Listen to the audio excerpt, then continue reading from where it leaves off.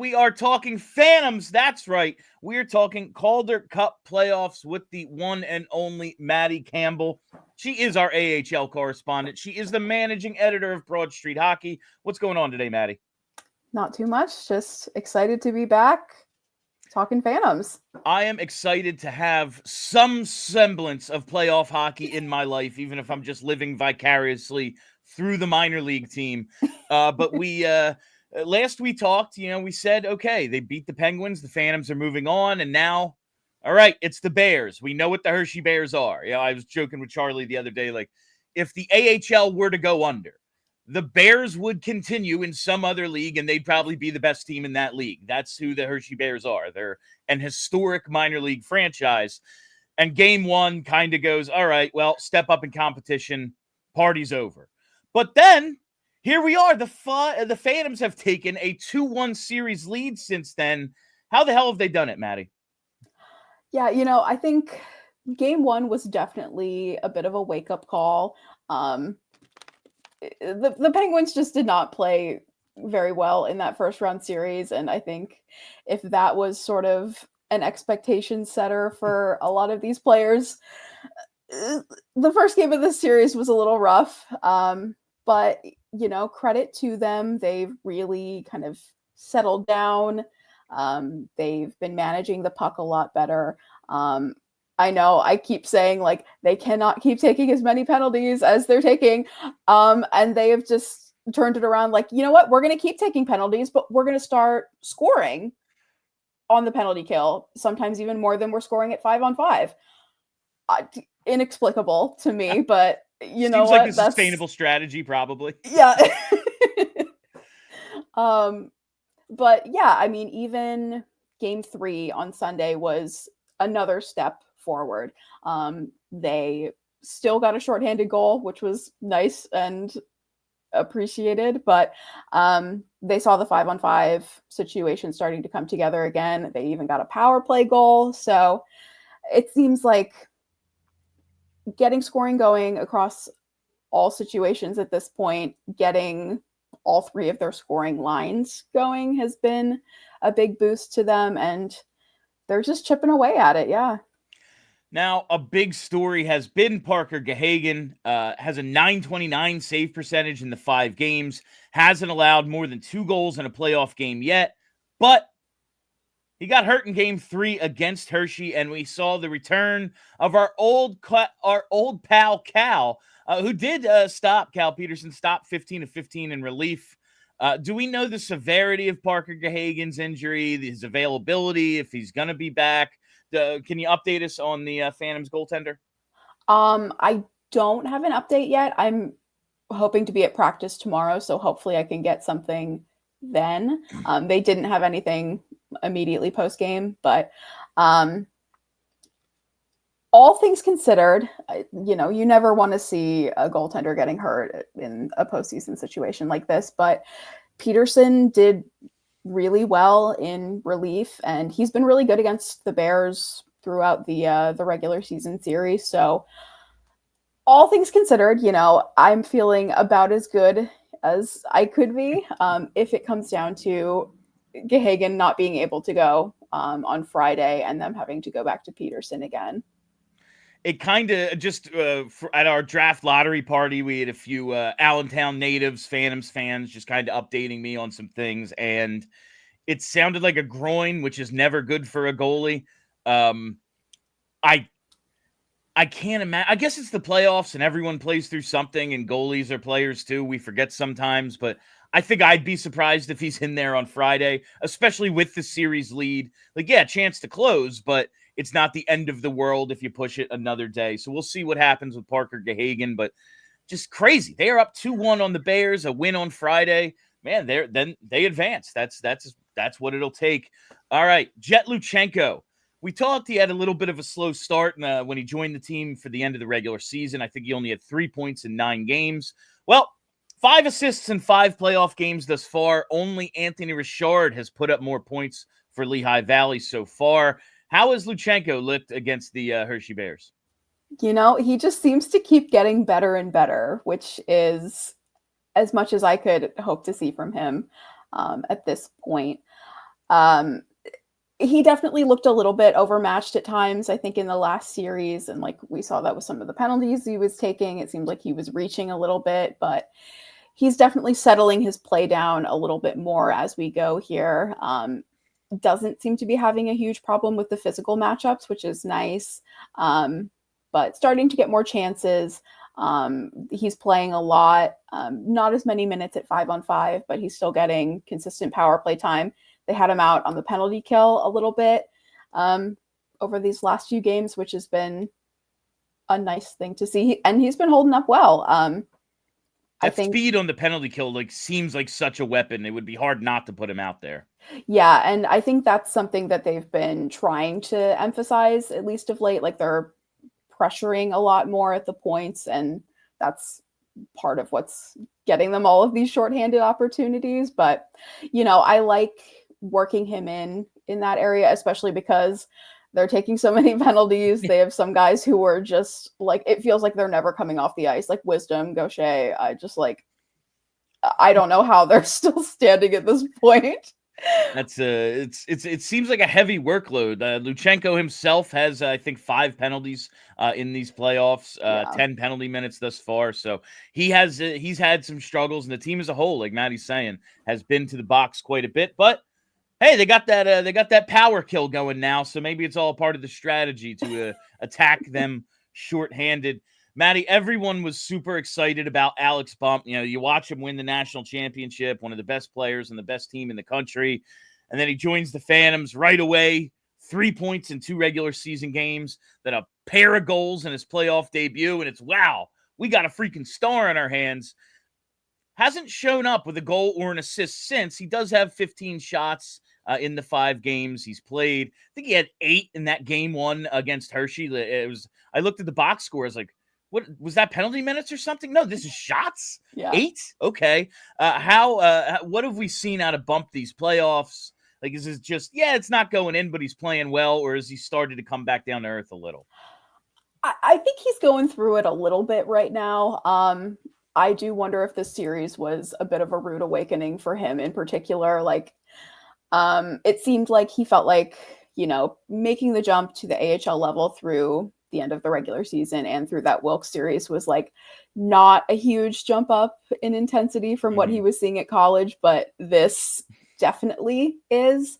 The Bears are defending him really tight. Like they're taking away a ton of time and space for him. And, he's still getting some looks. I definitely wouldn't say that he's playing poorly, but I think he's having to really adjust on the fly to how tightly he's being defended. And, it's been a bit of a mixed bag. Okay.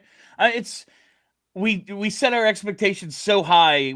He was going to come back down to earth. I doubt he was going to be a 2-point-a-game player in the AHL. That would be freaking insane.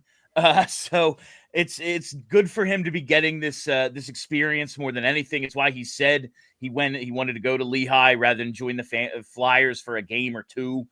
He wanted to see if he could go on a playoff run, have that experience. And listen, it's been a long season for him. He just went through a full college season, the entire NCAA tournament, and now here he is against grown-ass men in the AHL playoffs. So it's going to be – there's going to be some ups and downs. I think we always have to remember. We just get so excited when things look great right away. We think they're going to stay great forever, I think. Yeah. And, I mean, all of that said, I would be surprised if he's not sort of trending back in the right direction again come Friday's game. That is great to hear. Really looking forward to seeing what they get out of Bump on Friday. I just want to ask about Emil Andre and the rest of the young defensemen, but Andre, 4 assists in the 5 playoff games thus far. How has Andre looked in these playoffs? Is he kind of assuming a number 1 role for this team? How has he looked? Definitely playing a top role, and I think he's been very good, but not overly flashy. Okay. Supporting their offense pretty well. But overall, and this is something I've been impressed with the defense core as a whole, is they're limiting the looks that the Bears are getting over these last few games, really buying in, blocking shots, getting sticks in lanes, and doing kind of what Hershey was doing to them through game 1. So we love to see when he's just like absolutely taking over on offense, but yeah. That's kind of not what they need from him at the moment. Like they've got a pretty loaded forward group right now. Like they don't need him playing hero all the time. And credit to him, he's been settling in really nicely into the role that they've been asking of him. I like that he's assuming other responsibilities and it's going well. Like that is impressive to me because listen, yeah, we want the points. We want him running the power play or something up in the NHL eventually, and hopefully that all happens. But there's only so much you can play a guy if he's a defensive liability, if he's learning other things and it's going well, in the Calder Cup playoffs, pretty decent competition. It bodes well, I think, for him becoming a more well-rounded player. And I think that was kind of what got him sent down the first, in the middle of this season. Yeah. All right. Grans, McDonald, how have the rest of the young defensemen looked? Pretty much the same feeling sentiment. The one sort of minor thing that I'm wondering about is like McDonald's definitely still staying really physically engaged, but the one thing that concerns me is like he's getting blown up a lot.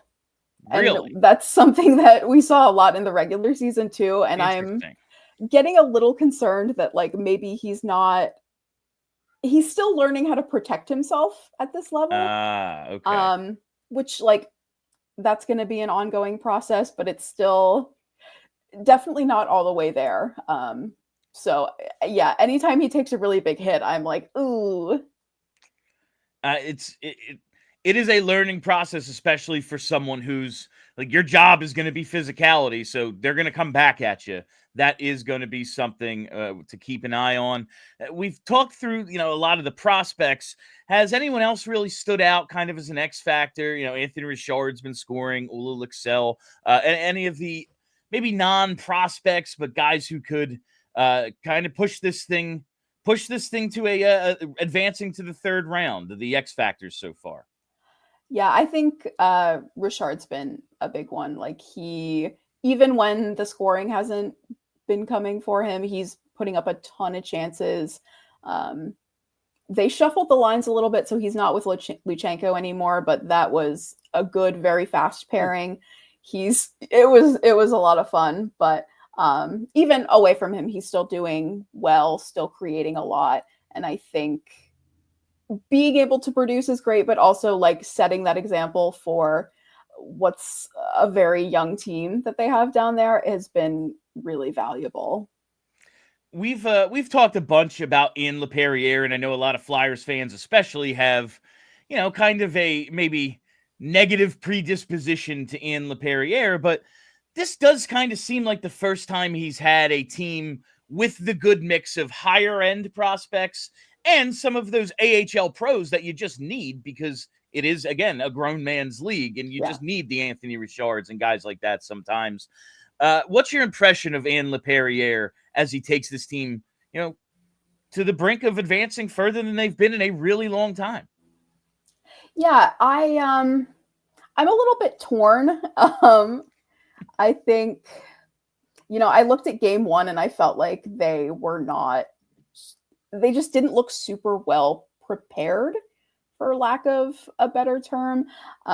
It's just like very early in that game, they didn't seem to know what to do with the forechecking pressure that Hershey was bringing, which, like I didn't feel like was a huge surprise. They've been doing that kind of all season.